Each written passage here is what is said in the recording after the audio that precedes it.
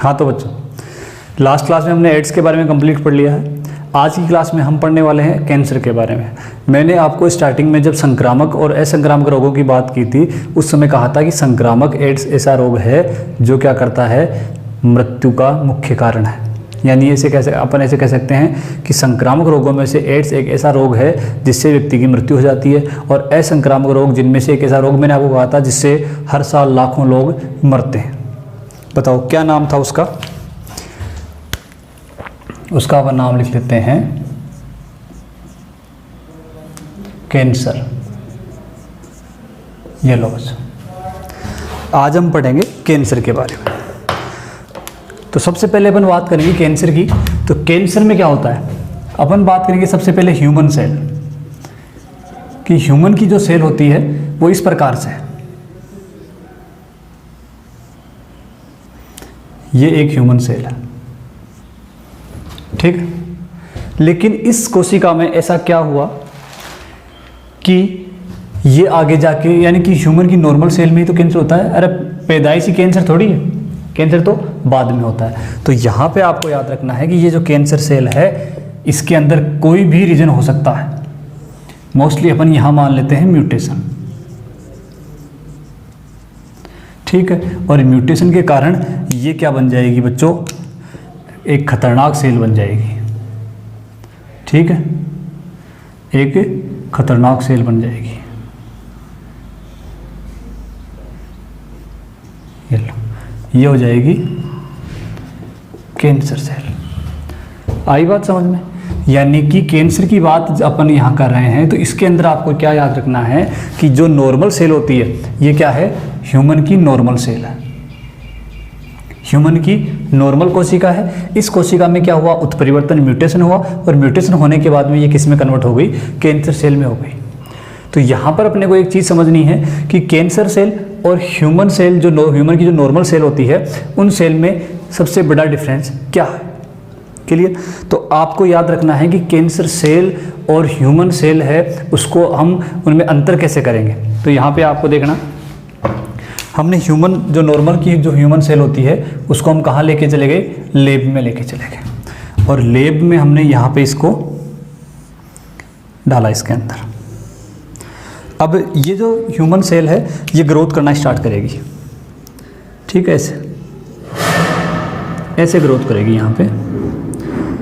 ये लो, ये यहाँ से टच होगी, टच होने के बाद में इसकी ग्रोथ नहीं होगी। क्या समझ में आया? हम इसको लैब में आए, लैब में हम क्या करवाएंगे, इसकी ग्रोथ कराएंगे। इसकी ग्रोथ करवाएंगे तो ग्रोथ के अंदर क्या हो रहा है बच्चों कि ये जो सेल है वो अपनी वृद्धि करेगी इसके अंदर, ठीक है। और ये अपनी वृद्धि कब तक करती रहेगी, यानी कि जैसे ये दोनों सेल्स आपस में, दो सेल आपस में ऐसे टच हो जाएगी, टच होने के बाद में ये इसको वृद्धि करने से रोकेगी और ये इसको वृद्धि करने से रोकेगी। इसका ये जो यानी कि अनावश्यक वृद्धि को रोकने का जो गुण होता है उसको बोलते हैं कॉन्टैक्ट इनहिबिशन। क्या बोलते हैं बच्चों, कॉन्टैक्ट इनहिबिशन। दूसरी तरफ यदि अपन बात करें कैंसर सेल की, यानी कि जो नॉर्मल सेल अब कैंसर सेल में कन्वर्ट हो गई है, उसको यदि अपन लैब में ले जाके बात करते हैं, यानी कि लैब में ले गए और अब ये हम क्या करवा रहे हैं, इसकी ग्रोथ करवा रहे हैं। तो बेटा और इसमें जब ग्रोथ करवाते हैं तो इसकी ग्रोथ इस प्रकार से होती है।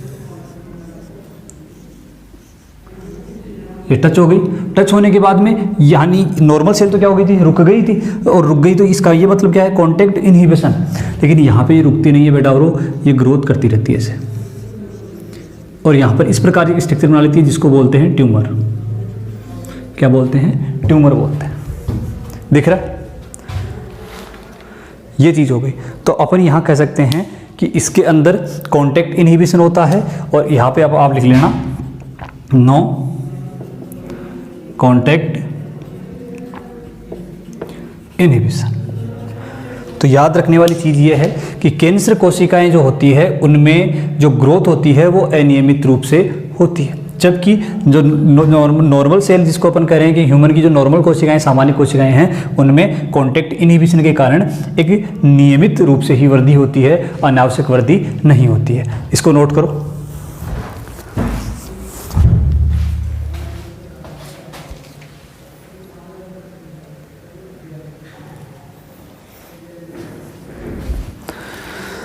नोट कर लो बच्चों इसको। सीधी सी बात है, ये वाली चीज़ आपको याद रखनी है इसमें, और ज़्यादा कोई बड़ी चीज़ नहीं, याद रह जाएगी। कॉन्टैक्ट इनहिबिशन, संपर्क संदमन बोलते हैं इसको, हिंदी में क्या कहते हैं, संपर्क संदमन। एनसीईआरटी में जो कैंसर के बारे में आपके पास लिखा हुआ है, उसको ये जब चीज़ पढ़ने के बाद में आप उसको एनसीईआरटी को डिट्टू पढ़ोगे, ये कि यही बातें सारी एनसीईआरटी कर रही है।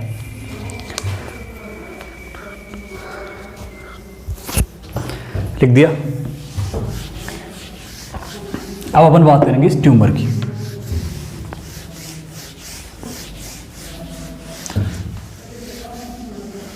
देखो बच्चों,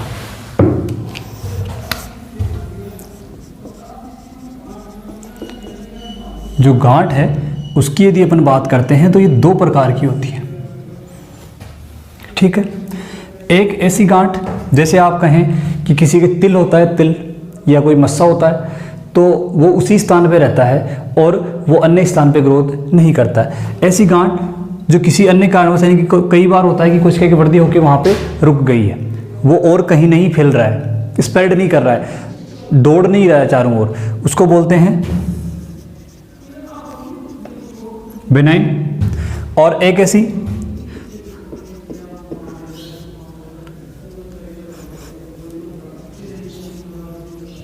मैलिग्नेंट।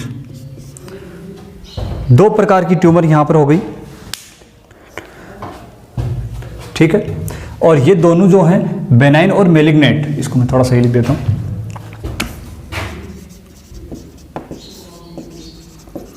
देखो इनको कैसे पहचानना है कि जैसे अपन बात करें बॉडी का कोई पार्ट है, जैसे अपन कहें कि ये गर्दन है और गर्दन पे यहाँ पे कोई छोटा सा टिल जिसको अपन बोल रहे हैं वो हो रही है, तो वो वहीं पे रहती है, अन्य स्थान पे, दूर दराज स्थान पे गति नहीं करती है। लेकिन इसके अंदर यदि अपन बात करें, ये ब्लड वेसल्स है, कहीं पे भी ट्यूमर है, जैसे मान लो यहाँ ट्यूमर है, यहाँ पे ये हो गई आपकी ब्लड वेसल्स। अब ये ब्लड के द्वारा ग्रोथ करती हुई, यानी कि एक स्थान से दूसरे स्थान पर पहुंच जाती है, और जहाँ पर भी ये पहुँचेगी वहाँ पर क्या करेगी, ट्यूमर बना देगी, वहाँ पर क्या बना देगी, ट्यूमर बना देगी। तो ये मैलिग्नेंट प्रकार की, यानी कि कैंसर की जो ट्यूमर होती है उसको बोलते हैं मैलिग्नेंट और बेनाइन। ट्यूमर का आप नाम लिख लो,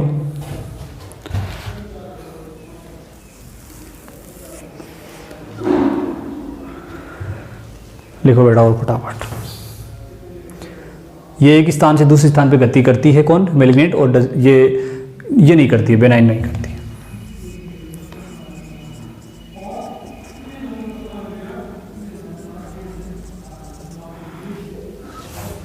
ये नोट कर लो इसको।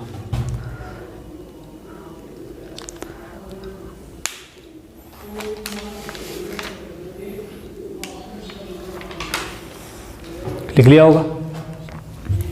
अब यहां मैं आपको एक चीज बता देता हूं कि इसकी कुछ प्रॉपर्टी है, ये कुछ प्रॉपर्टीज की यदि बात करते हैं अपन, इसकी ये तो इसकी बात तो कंप्लीट हो गई है। जैसे हम कह रहे हैं कि गर्दन पे है, कहीं सर में है, कहीं हाथ पे है, छोटे छोटे कई बार हो जाते हैं ना तिल टाइप के, वो चीज़ें हैं, तो वो उसी स्थान पे रहती है, वो अन्य किसी दूर दराज स्थान पे पहुँचकर वहाँ पे नुकसान नहीं करती है।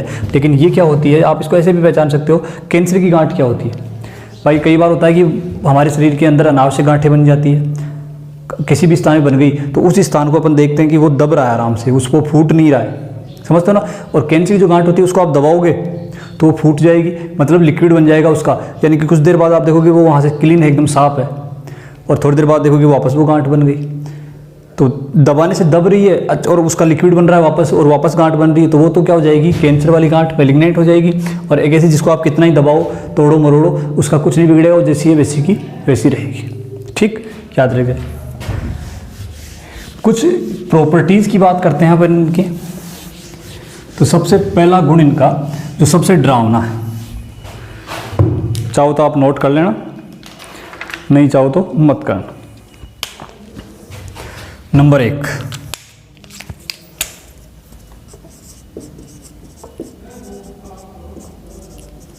मेटास्टेसिस। ये नाम लिखो आप, मेटास्टेसिस।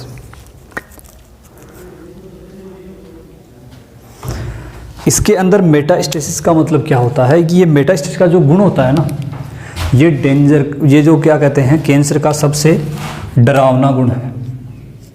सबसे डरावना गुण है। दूसरी चीज, इसका मतलब ये होता है कि अपन बात कहें कि ये ह्यूमन बॉडी है, ठीक।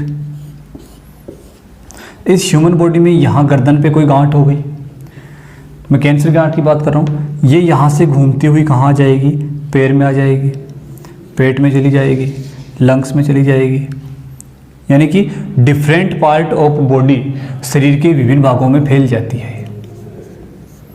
शरीर के विभिन्न भागों में फैल जाना, ये क्या है बच्चों, कैंसर का एक डरावना गुण है। और मेटास्टेसिस क्या होता है कि एक स्थान से अन्य स्थान पर पहुंच जाना और वहां पर भी कैंसर की गांठ का बना देना, ठीक है। एक हो गया। दूसरी बात करते हैं,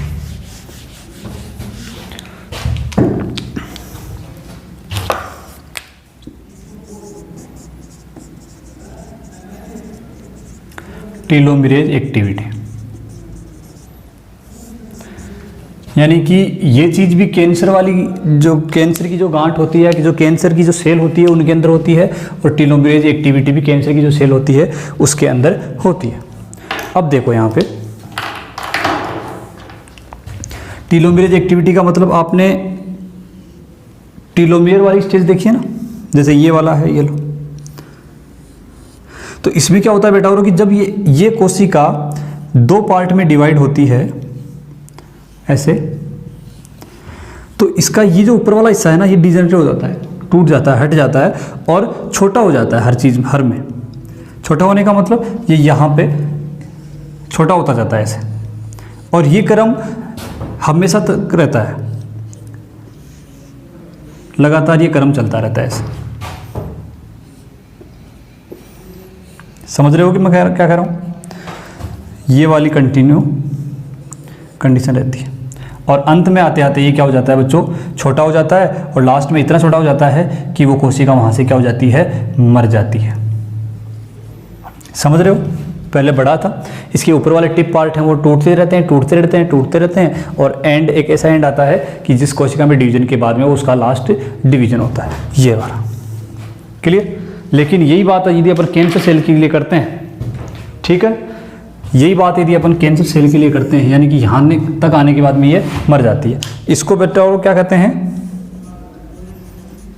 mortal cell line. Mortal cell line कहा जाता है कि एक ऐसी लाइन जिसके बाद में कोशिका मर जाती है, ठीक है। लेकिन यदि अपन बात करते हैं, ये तो हो गई नॉर्मल सेल की, नॉर्मल सेल। अब अपन बात करते हैं कैंसर सेल की। देखो कैंसर सेल में क्या है, ये हो गई एक कैंसर सेल, और ये हो गया इसके अंदर टीलोमियर, लिखो इसको टीलोमियर। ये आगे क्या करेगा बच्चों, सेल डिवीजन होगा, ये लो, सेल डिवीजन होने के बाद में फिर से सेल डिवीजन होगा, और फिर से सेल डिवीजन होगा। तो सीधी सी बात यहाँ पर यह है कि जो मोर्टल लाइन है वो इनके अंदर पाई जाती है, और यहाँ पर ये जो टीलोमरेज के जो एंड हैं वो घटते नहीं हैं, जितने होते हैं उतने के उतने ही होते हैं, ठीक है। तो इसको ये लाइन हो गई कि ये कभी रुक ही नहीं रही है और कभी रुक ही नहीं रही है, तो आप इसको क्या कहोगे, immortal cell line, immortal cell line. देखो समझ में आया। और टीलोमियर जो है, यानी कि यहाँ पे यदि ये घट नहीं रहा है तो इसको कहा जाता है टीलोमेरेज एक्टिविटी। ये कहलाती है टीलोमेरेज एक्टिविटी। तो टीलोमेरेज एक्टिविटी के लिए क्या कहोगे आप कि एक कोशिका जब यानी कि अपनी नई सेल बनाती है तो उसके टीलोमियर की जो साइज है वो हमेशा घटती जाती है, ठीक है। पहले इतना बड़ा था, फिर इतना छोटा, फिर उसमें छोटा हुआ, फिर छोटा हुआ, फिर छोटा हुआ, और उसके बाद में खत्म हो गया। तो जिस लाइन पे वो खत्म हो रहा है उसको बोलते हैं मोर्टल सेल लाइन, उस कोशिका की बात हो रही है। लेकिन कैंसर कोशिकाओं में ऐसा नहीं होता है, उसके अंदर टीलोमेरेज जो एक्टिविटी होती है वो बढ़ जाती है। टीलोमेरेज जो एक्टिविटी है वो बढ़ जाती है। बढ़ने का मतलब वो सेल कभी मरेगी ही नहीं, वो सेल कभी मरती नहीं है। इसलिए तो देखा है ना कि जो कैंसर की गांठ होती है वो हमेशा बढ़ती जाती है। आई बात समझ में? नोट कर लो इसको।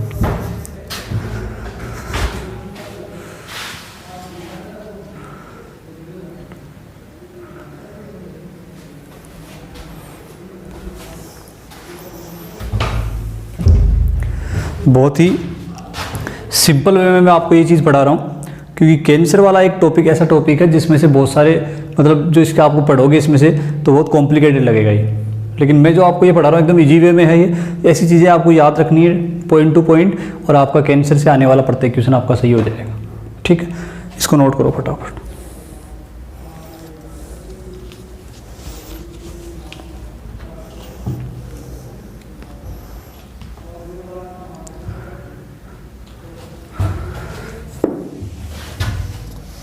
एक क्वेश्चन हमेशा पूछा जाता है, नोट कर लो आप इसको।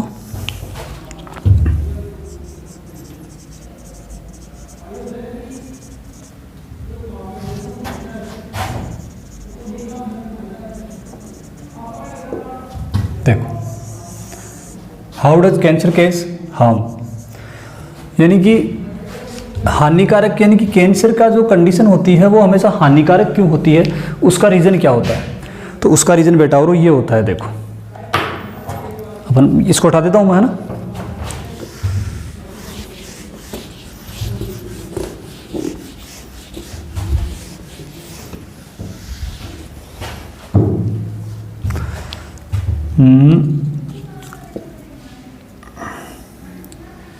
ये यहाँ पे कोई कोशिका है, ठीक है, और इसके पास से ये ब्लड सेल गुजर रही है, और ये हो गई नॉर्मल सेल। देखो कितनी प्यारी लग रही है, आहा क्या कितनी प्यारी सेल है। और ये जो है ये कैंसर सेल है, ठीक है ना, ये कैंसर सेल है, और ये प्यारी प्यारी नॉर्मल सेल।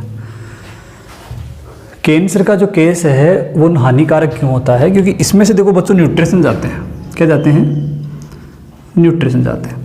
तो ये क्या करती है कि इसकी कैपेसिटी ऐसी होती है कि न्यूट्रिशन को खूब खींचती है, क्योंकि ये क्या करती है, इसकी जो ग्रोथ रेट होती है वो बहुत ही फास्ट होती है, इसलिए ये क्या करेगी, इसको ज़्यादा खाना चाहिए तो ये ज़्यादा खाना खाती है, पड़ोसियों का खाना भी छीन छीन के ये खाती रहती है। तो इसके पास खाना नहीं पहुँच पाता है, और इसके पास जब खाना नहीं पहुँच पाता है तो ये भूखी मर जाती है, यानी कि बहुत ही तेज दर्द का जो कारण होता है कैंसर के दौरान वो इस कारण से होता है कि जो कैंसर की सेल है वो आने वाले न्यूट्रिशन को खुद चूस लेती है। चूसना बहुत अच्छी बात है, चूस लेती है, पड़ोसी का भी चूस रही है, पड़ोसी का भी खाना क्या कर रही है, चूस रही है, पड़ोसी का खाना भी ये खा लेती है। तो ये क्या कर रही है, देखो जो भी खाना आ रहा है इसको खा लेगा, और ये क्या बेचारी खाने के लिए तड़पती रहती है और लास्ट में भूख से ही मर जाती है। और जब ये भूख से मरती है तो बहुत तेज बॉडी में पेन होता है।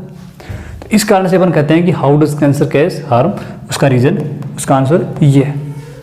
लिख लो आप, एक लाइन में लिख लो कि कैंसर सेल न्यूट्रिशन स्वयं ले लेती है, जिस कारण नॉर्मल जो कोशिकाएं हैं वो भूख से मर जाती है, जो क्या है, एक दर्द का, पेन का कारण है। अब अपन बात करेंगे टाइप्स ऑफ कैंसर की।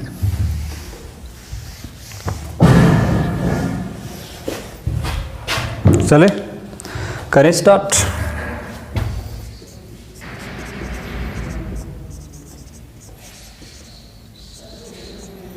Types of cancer. तो सबसे पहले नंबर 1 कार्सिनोजन, सार्कोमा, और नंबर 3 हो जाएगी बच्चों जो आपने सुना हुआ है ल्यूकेमिया। ल्यूकेमिया, सार्कोमा और कार्सिनोजन, ठीक है। देखो कार्सिनोजन क्या है, एपिथेलियम टिश्यू से रिलेटेड है, कैंसर ऑफ एपिथेलियम टिश्यू। इसके अंदर ब्रेस्ट कैंसर, जो स्तन कैंसर होती है वो एपिथेलियम टिश्यू के कारण है। दूसरी लंग के अंदर, फेफड़ों में, और ब्रेस्ट कैंसर, लंग कैंसर। तीसरा स्किन कैंसर, तीसरा हो जाएगा बेटा वो स्किन, त्वचा की कैंसर हो जाएगी। उसके बाद में फोर्थ यहां पर लिख लेते हैं स्टोमक, या आप कह सकते हो पेनक्रियाटिक या पेनक्रियाज कैंसर, क्योंकि स्टोमक और पेनक्रियाज में भी कैंसर होती है। हाथों के अंदर जो इन्फेक्शन वगैरह होता है उसके बाद में वो कैंसर का एक रूप ले लेती है। तो कार्सिनोजन कैंसर के अंदर अपन ने क्या पढ़ा कि कैंसर ऑफ एपिथेलियम टिश्यू, जिसमें ब्रेस्ट कैंसर है, lung cancer, skin cancer, stomach या पेनक्रियाटिक कैंसर या पेनक्रियाज की कैंसर आप इसको कह सकते हो। ठीक है, आई बात समझ में। अब ये एपिथेलियम टिश्यू वाला आपको याद रखना है, इसको आप पेनक्रियाटिक ही लिख लो, ये बेटर रहेगा, पेनक्रियाटिक। ठीक, पढ़ा हुआ है अपने डाइजेस्टिव के अंदर कंप्लीट। अब यहाँ पे एक मोस्ट इंपॉर्टेंट चीज़ मैं आपको बता देता हूँ कि जो कैंसर होती है उसमें से 85% जो कैंसर है वो कौन सी होती है, कार्सिनोजन प्रकार की होती है, यानी कि एपिथेलियम टिश्यू की कैंसर होती है। कौन सी होती है, एपिथेलियम टिश्यू की कैंसर होती है। ठीक है, सार्कोमा में बात करें तो ये एक ऐसी कैंसर है बेटा और जिसकी उत्पत्ति मेसोडर्म से होती है, यानी कि मेसोडर्म से होने वाले, यानी कि जो हमारी बॉडी के जो ऑर्गन है वो मेसोडर्म से कौन कौन से बने हुए हैं, उनके अंदर होने वाली जो कैंसर है उसको कहा जाता है सार्कोमा। क्लियर। इसके अंदर फॉर एग्जाम्पल आप कहें तो कई बार होता है ना, बोन के अंदर कैंसर हो गई,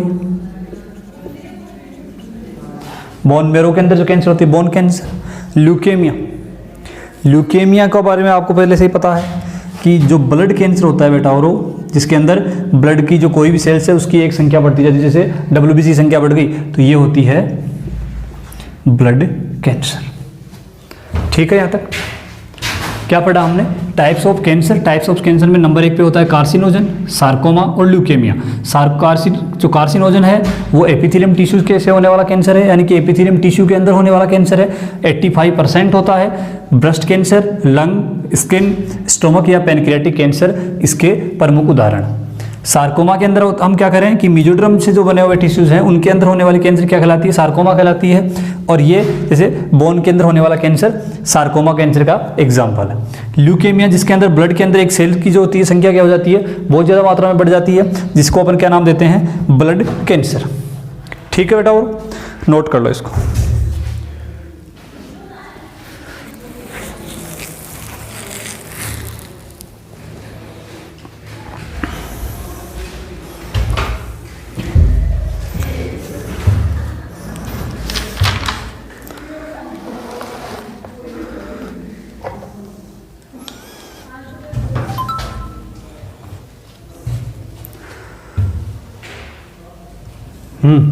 नोट किया क्या, फटाफट करो।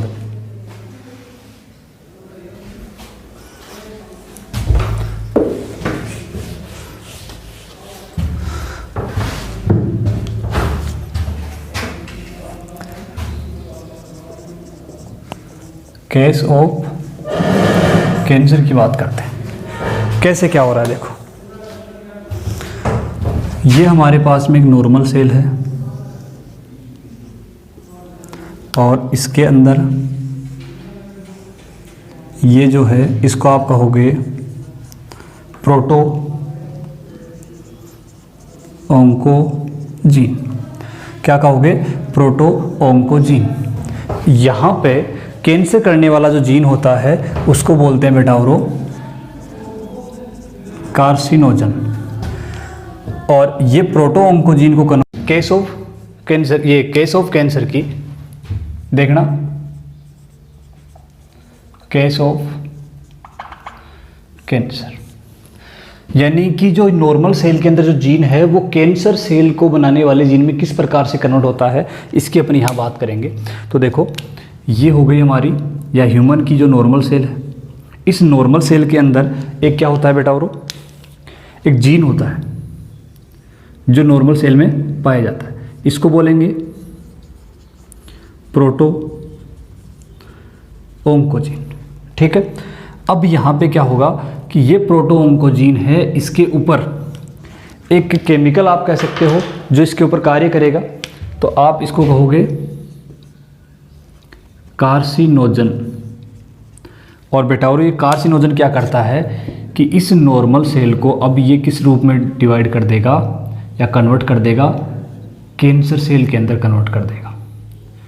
और अभी जो आपने पढ़ा था कि ये जो क्या है प्रोटो ओंकोजीन है, वो प्रोटो ओंकोजीन किस में कन्वर्ट हो गया है,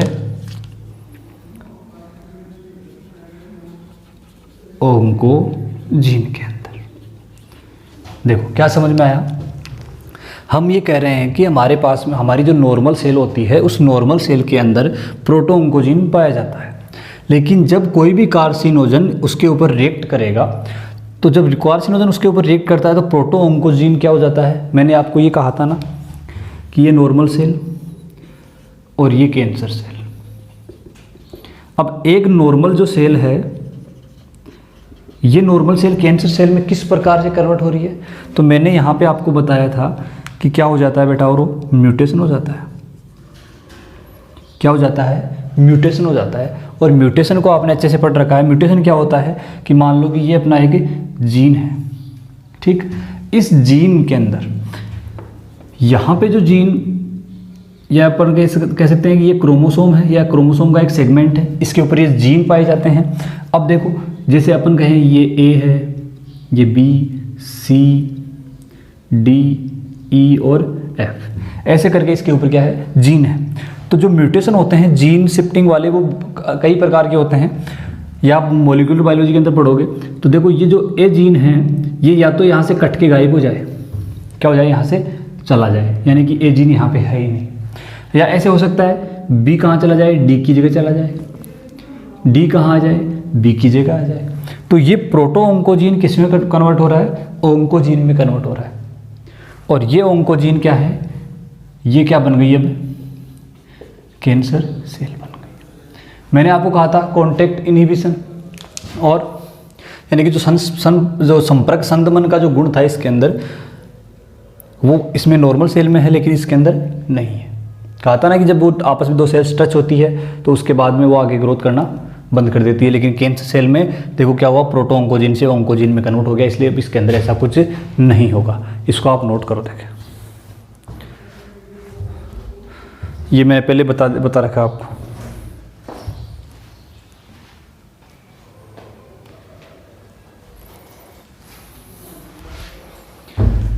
यानी कि किस प्रकार से एक नॉर्मल सेल कैंसर सेल में कन्वर्ट होती है, उसके लिए कौन से जीन में और कौन उसको प्रेरित करता है, यानी कि म्यूटेशन जो होता है उस म्यूटेशन का कारण क्या है, कार्सिनोजन। अभी मैं बताऊंगा कि इनके बारे में, नोट करो इसको।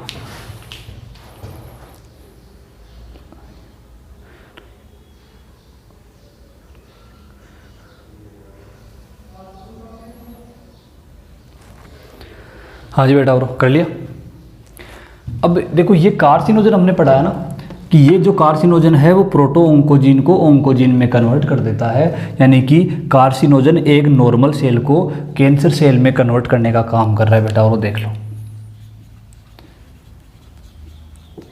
एक नॉर्मल सेल को कैंसर सेल में चेंज करने का काम कर रहा है कौन, कार्सिनोजन। अब अपन यहाँ बात करेंगे कि जो कार्सिनोजन है वो क्या होते हैं, कितने प्रकार के होते हैं और कौन कौन से होते हैं।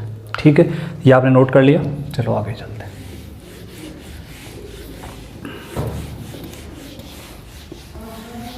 थोड़ा सा इसको ध्यान से सुन लेना।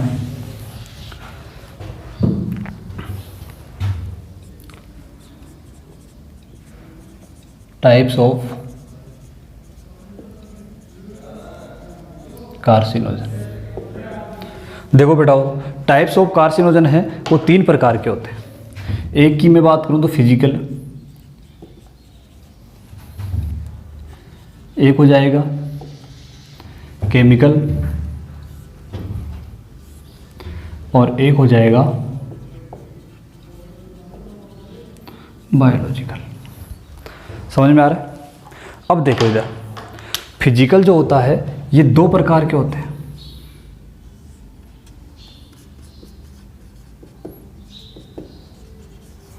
आयोनाइजिंग और नॉन आयोनाइजिंग और नॉन आयोनाइजिंग, इसको कहते हैं आयनिक, और ये हो जाएगा नॉन आयनिक। ठीक है, इसके अंदर इनके एग्जाम्पल बहुत इंपॉर्टेंट है, ये आपको याद रखना बेटा। और ये जो नॉन आयनाइजिंग और आयनाइजिंग है, ये क्या है वास्तव में, ये एक प्रकार की क्या है, किरणें हैं। तो यहाँ पे आप लिख लेना रे। ठीक है, आयनिक किरण कौन कौन सी होती है उसकी भी पर बात करते हैं। देखो इसमें क्या लिखा हुआ है, आयोनाइजिंग, आयनिक, यानी कि आप कह सकते हो उसके अंदर अक्सरे, और आप कह सकते हो इसके अंदर गामा रे, अक्सरे और गामा रे। नॉन आयोनाइजिंग की बात करते हैं। नॉन आयोनाइजिंग के अंदर क्या आएगा, सूर्य के प्रकाश से कौन सी किरणें आती है बेटा, और अल्ट्रावायलेट। एनसीईआरटी में लिखा हुआ है इनके बारे में, और क्वेश्चन भी आता है कई बार कि नॉन आयोनाइजिंग कौन सी है और आयोनाइजिंग कौन सी है, तो ये आपको याद रखना है। आयोनाइजिंग को कैसे याद रखोगे, देखो अक्स और वाई, अक्स और वाई को आप आयन के रूप में कह सकते हो। ठीक है ना, अक्स अकेला है और वाई भी अकेला है।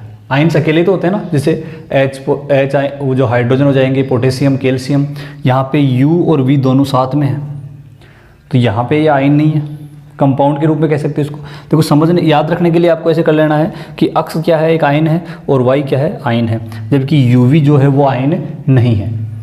तो जिसमें आयन है वो आयोनाइजिंग के उदाहरण हो जाएंगे, और जिसमें आयन नहीं है वो नॉन आयोनाइजिंग के उदाहरण हो जाएंगे।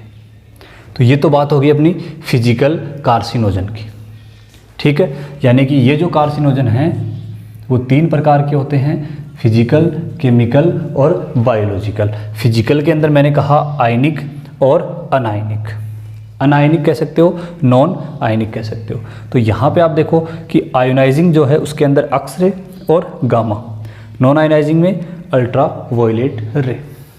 अब यदि अपन बात करें यहाँ पे केमिकल की, तो केमिकल यानी कि रसायन। अब आप सोचो कि ऐसे कौन से रसायन हैं जिनके सेवन से व्यक्ति में कैंसर होने का खतरा रहता है। तो आपके दिमाग में क्या चीज़ आ रही है बताओ। देखें सर, कुछ भी नहीं आ रही हमारे दिमाग में, तो पहले भी नहीं आ रही थी, अब भी नहीं आ रही। अरे ऐसे कौन से केमिकल हैं, देखो मैं यहाँ लिखता हूँ, टोबैको, तंबाकू। तंबाकू के अंदर क्या जाएगा, बीड़ी, सिगरेट, खैनी, पान मसाला, जर्दा, जो भी तंबाकू से रिलेटेड प्रोडक्ट होते हैं वो सारे इसके अंदर आते हैं। और ये जो टोबैको है वो केमिकल का एग्जाम्पल है। वो किसका एग्जाम्पल है बेटा, और वो केमिकल का एग्जाम्पल है। और इसके अंदर जो ये केमिकल हैं वो सारे केमिकल अभी मैंने आपको कहा था कि कार्सिनोजन के रूप में काम करते हैं, यानी कि प्रोटो ऑन्कोजीन है उसको ऑन्कोजीन में कन्वर्ट करते हैं, यानी कि ये कार्सिनोजन, केमिकल कार्सिनोजन। टोबैको के अंदर जो निकोटिन होता है वो क्या करता है, इस कार्सिनोजन का काम करता है। आई बात समझ में। अब कई आप कहोगे कि कई ऐसे व्यक्ति होते हैं जिन्होंने कभी तंबाकू का सेवन नहीं किया लेकिन फिर भी उनमें क्या हो गया, कैंसर हो गया। तो इसके अलावा मैंने 2 कारण और बताए हैं, बायोलॉजिकल और फिजिकल। फिजिकल में क्या है, कुछ किरणें हैं, और बायोलॉजिकल के अंदर वायरस होता है। ठीक है, एक बार मैं बायोलॉजिकल की बात कर लेता हूँ, उसके बाद में टोबैको के अंदर फिर दोबारा इसको मैं आपको बता दूँगा। इसके अंदर हो जाएगा वायरसेस। ठीक है, नोट कर लो इसको, उसके बाद मैं आपको एक बार दोबारा बता देता हूँ।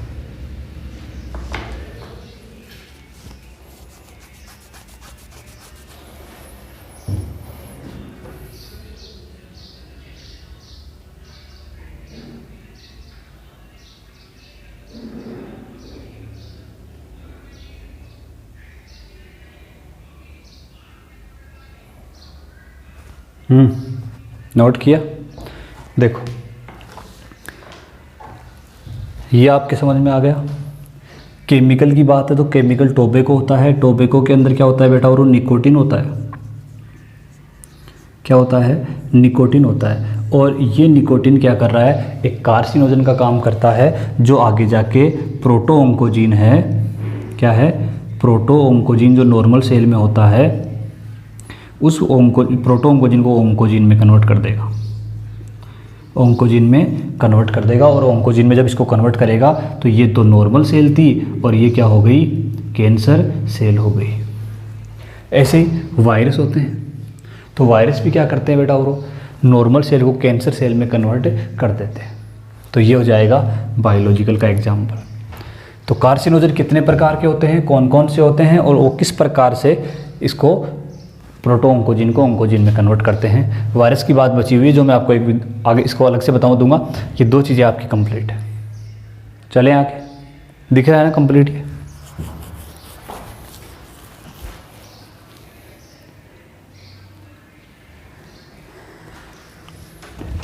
चलो आगे बात करते हैं।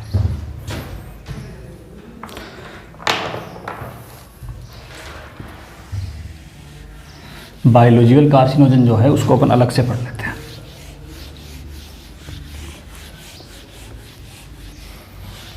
देखो,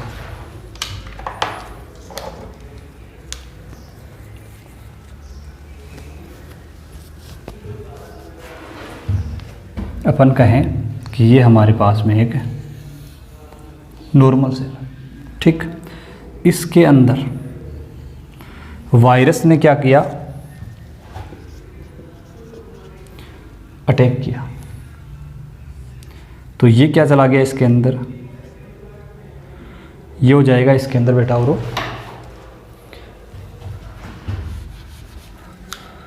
ये हो गया वायरल ऑन्कोजीन, ठीक है।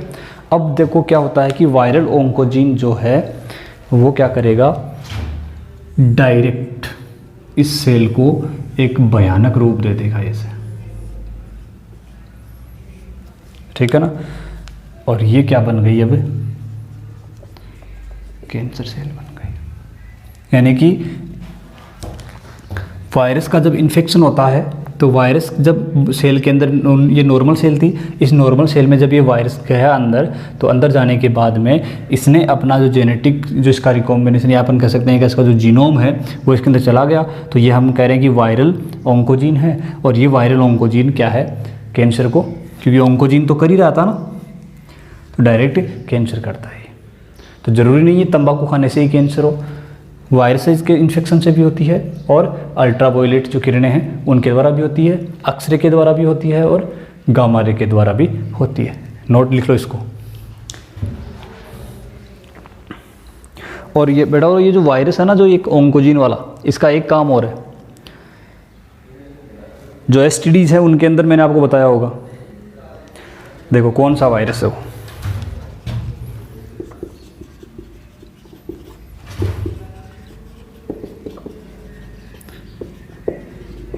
Human papilloma virus. ये कैंसर करता है, और ये किसके लिए जिम्मेदार है, सर्विकल कैंसर के लिए। Human papilloma virus, human papilloma जो वायरस है वो सर्विकल कैंसर करता है, और दूसरी बात ये कैंसर सेल में कन्वर्ट करने का भी काम कर रहा है। आपने देखा होगा कई बार क्या होता है, सर्विकल जो कैंसर होता है वो इसी कारण से होता है, ठीक है।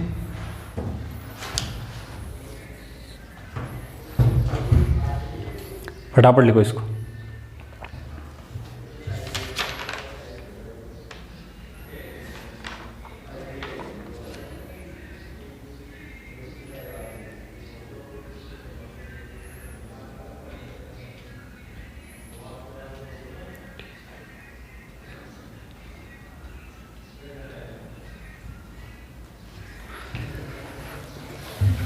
अब पढ़ते हैं अपना इसका डायग्नोसिस,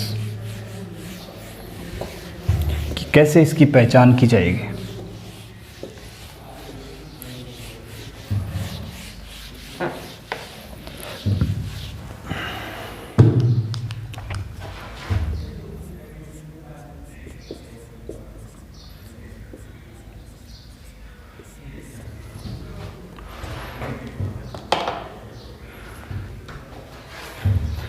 डायग्नोसिस।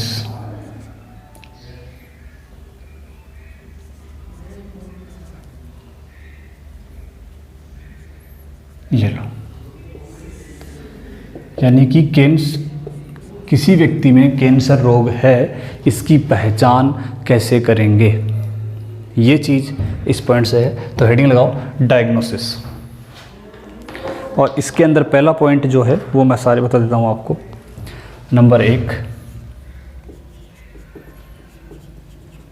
बायोप्सी एंड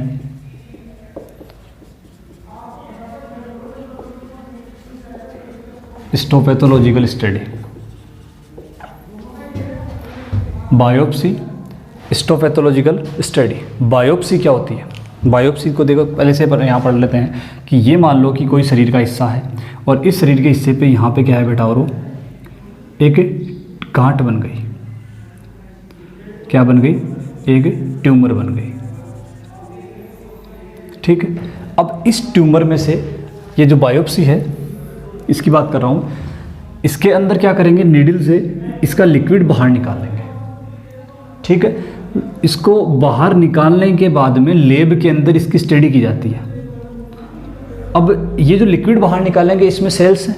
अब उन सेल्स का नेचर कैसा है, मैंने आपको बताया था नॉर्मल सेल और कैंसर सेल जो है दोनों किस प्रकार से काम करती है।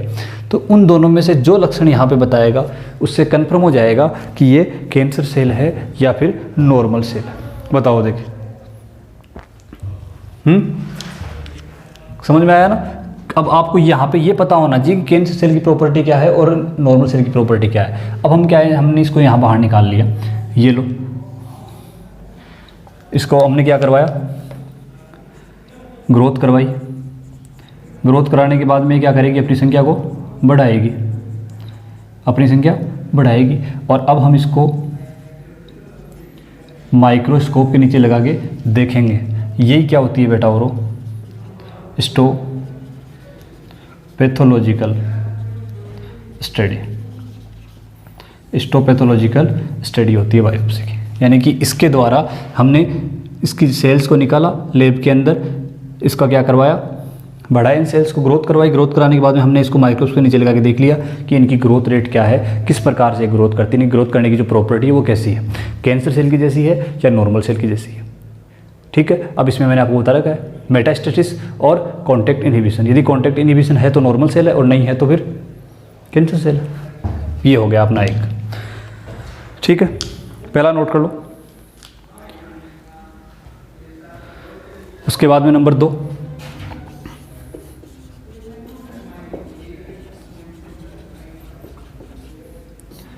रेडियोग्राफी। और रेडियोग्राफी जो होती है इसके अंदर 2D इमेज बनती है। रेडियोग्राफी जो है उसके अंदर क्या बनती है बेटा, और 2D इमेज बनती है। ठीक है, नंबर 3, सीटी स्कैन।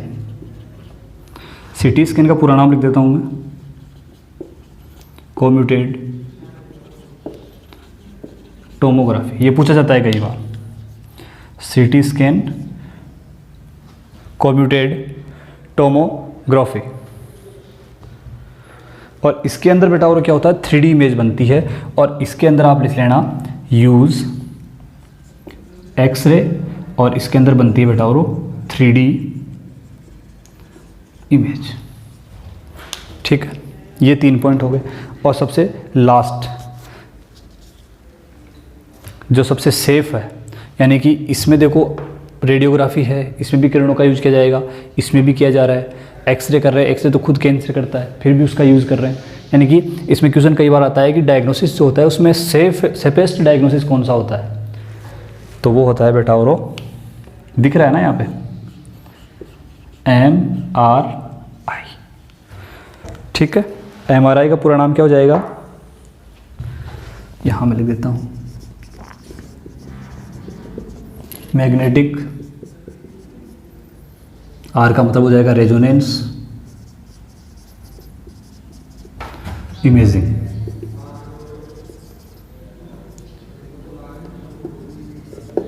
ये लो, मैग्नेटिक रेजोनेंस इमेजिंग। और इसके अंदर जिसका यूज़ करते हैं वो होता है मैग्नेटिक फील्ड, क्योंकि लिखा हुआ है मैग्नेट यूज़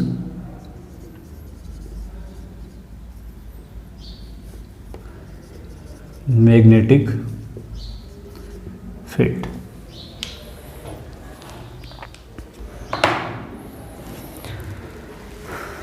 इसमें आप ये कह सकते हो कि ये जो MRI है, ये MRI इन तीनों के अलावा यानी कि इन चारों में से जो सबसे सेफ है, ठीक है,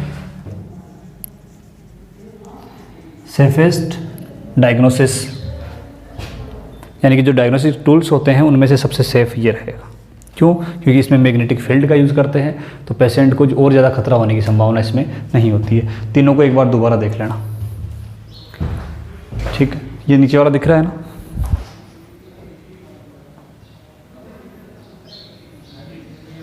हाँ जी बेटा, क्या कहा? डायग्नोसिस के अंदर सबसे पहले biopsy and histopathological study. Biopsy के अंदर मैंने आपको बता दिया है कि जो ट्यूमर होती है वहाँ से लिक्विड बाहर निकालेंगे, यानी कि लिक्विड में सेल्स आएगी, उन सेल्स को अपन ग्रोथ करवाएंगे, और ग्रोथ करवाएंगे तो माइक्रोस्कोप नीचे लगा के देखेंगे, और जो देखते हैं उसको क्या बोलते हैं? हिस्टोपैथोलॉजिकल स्टडी, जिसमें हमें पता लगता है कि वो कैंसर सेल है या नॉर्मल सेल। कंप्लीट। रेडियोग्राफी करते हैं, तो रेडियोग्राफी में क्या बनती है? जिस स्थान पे कैंसर का हमें शक है उसकी 2D इमेज बनती है। CT स्कैन, कंप्यूटेड टोमोग्राफी जो है उसके अंदर हम एक्सरे का यूज़ करते हैं, और उसमें क्या बनती है? 3D इमेज बनती है। बेस्ट से बेस्ट चलता जा रहा है। उसके बाद में सबसे लास्ट में होता है MRI, जिसका पूरा नाम होता है बेटा और मैग्नेटिक रेजोनेंस इमेजिंग, जिसके अंदर अपन किसका यूज़ करते हैं? मैग्नेटिक फील्ड का यूज़ करते हैं, और इसके ये क्या है? सबसे सेफ है, सुरक्षित। एक जो इसका क्या करते हैं, सुरक्षित इसका निदान जो है, डायग्नोसिस जो है वो क्या होगा? MRI, क्योंकि उसमें मैग्नेटिक फील्ड का यूज़ लेते हैं, जो एक रोगी के लिए और ज़्यादा हानिकारक नहीं बनता है, क्योंकि इनमें हम एक्सरे वगैरह यूज़ करते हैं, तो एक्सरे तो खुद कैंसर का कारण है, ठीक है, ये नोट कर लो। उसके बाद अपन आगे बात करते हैं इसके ट्रीटमेंट की।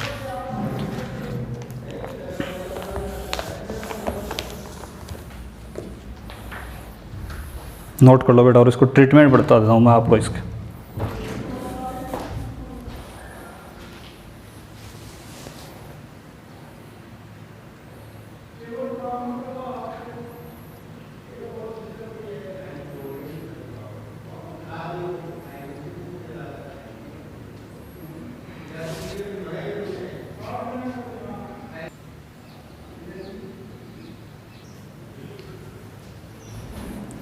हाँ जी बच्चों, ट्रीटमेंट की बात करते हैं। देखो, सबसे पहले सर्जरी।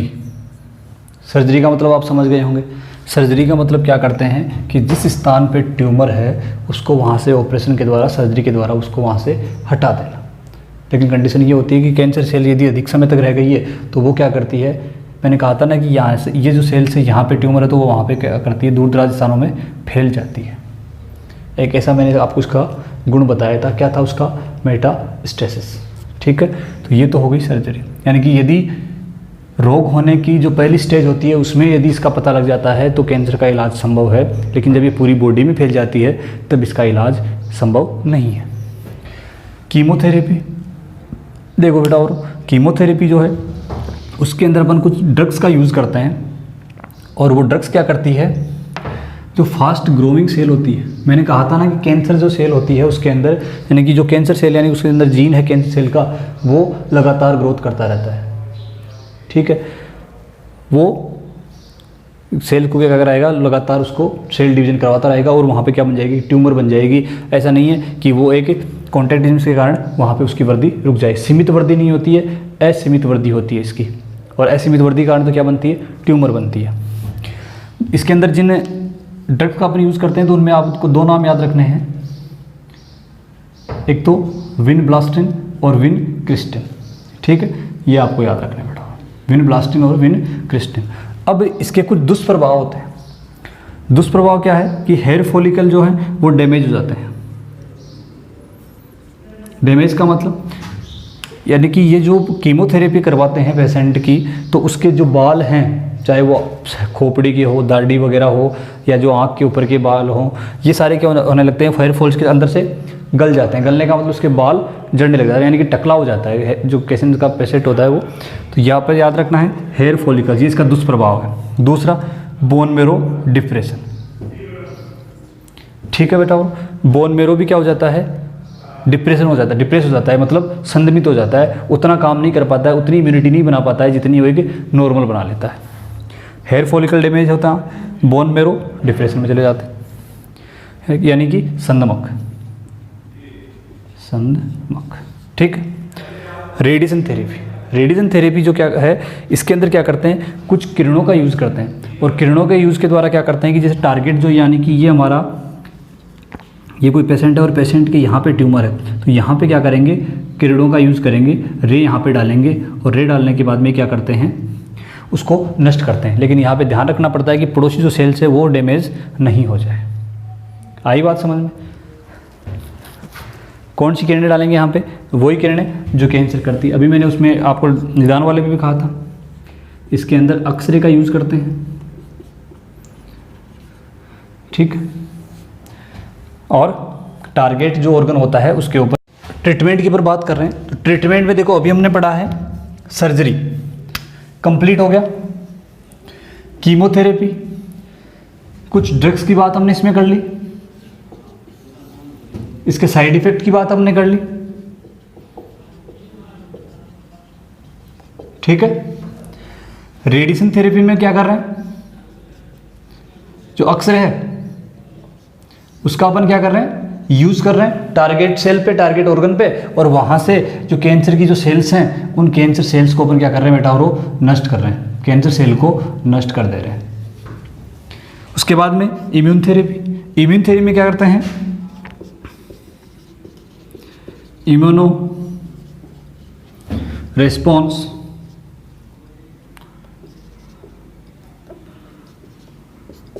इम्यूनो रेस्पॉन्स, इसके अंदर क्या करेंगे कि जो अल्फा इंटरफेरॉन होता है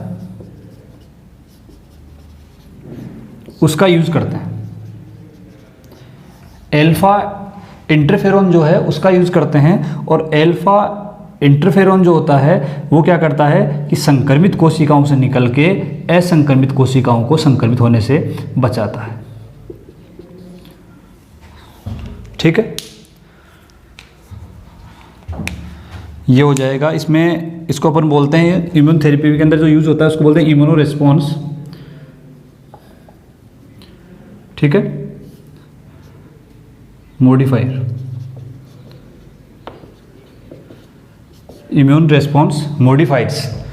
क्या याद रखना है कि इम्यून थेरेपी के अंदर क्या यूज़ करते हैं, इम्यून रेस्पॉन्स मॉडिफायर्स। मॉडिफायर का मतलब क्या होता है, अल्फा इंटरफेरॉन। संक्रमित कोशिकाओं से मैंने कहा था कि जो जैसे सर्दी जुकाम वगैरह होती है तो उसमें संक्रमित कोशिका से क्या निकलता है कि अल्फा इंटरफेरॉन निकलता है, और वो क्या करता है, संक्रमित कोशिकाओं को बचाता है। तो अपन इम्यूनिटी के द्वारा ही उस रोग से अपना बचाव कर रहे हैं, ठीक है। इम्यून सिस्टम के द्वारा क्या करते हैं, जिसमें अल्फा इंटरफेरॉन क्या करेगा, यहाँ से निकलेगा और जो असंक्रमित कोशिकाएं हैं उनको और संक्रमित होने से बचा देता है। तो बेटा और देखो यहाँ पे हमने पढ़ा है सर्जरी पढ़ ली, कीमोथेरेपी, रेडिएशन थेरेपी और इम्यून थेरेपी। ये हो गया कैंसर का ट्रीटमेंट, ठीक है। कैंसर का ट्रीटमेंट हमने पढ़ लिया है, इसको कैसे पहचान कैसे करते हैं, डायग्नोसिस कैसे करते हैं वो हमने पढ़ लिया है, इसके केस पढ़ लिए हैं, कंप्लीट कैंसर के बारे में डिटेल स्टडी अपने कर ली इस एक वीडियो के अंदर। देखो ये वीडियो जो आपने देखा है, आज की क्लास हुई है कंप्लीट, इस क्लास में मात्र एक क्लास के अंदर अपनी कंप्लीट कैंसर हमने स्टडी कर लिया। अब आपको क्या करना है, लेक्चर हो गया कंप्लीट, उसके बाद में एनसीईआरटी की प्रत्येक लाइन को आपको ढंग से पढ़ना है। यानी कि ये क्लास देखने के बाद में आपकी एनसीईआरटी में जो कैंसर के बारे में जितना लिखा हो सारा क्लियर हो जाएगा। मैंने उसमें कहा था ना, फिजिकल जो कार्सिनोजन उसके अंदर पढ़ा था आयोनाइजिंग, नॉन आयोनाइजिंग। तो आयोनाइजिंग कौन सी है, नॉन आयोनाइजिंग, इसमें आयन से एक्सरे गामा रे तो आयोनाइजिंग हो जाएगी, और नॉन आयोनाइजिंग कौन सी है, अल्ट्रावायलेट हो जाएगी। केमिकल में टोबैको के लिए कहा था कार्सिनोजन है, और फिजिक उसमें बायोलॉजिकल में एक वायरस का नाम लिखा था। तो ये होगी बेटा और अपने आज की क्लास, ठीक है बेटा, इसको आप नोट कर लेना। ये नेक्स्ट में पढ़ेंगे अब नेक्स्ट क्लास में रहेगी अपना ड्रग्स के बारे में। नोट करो इसको।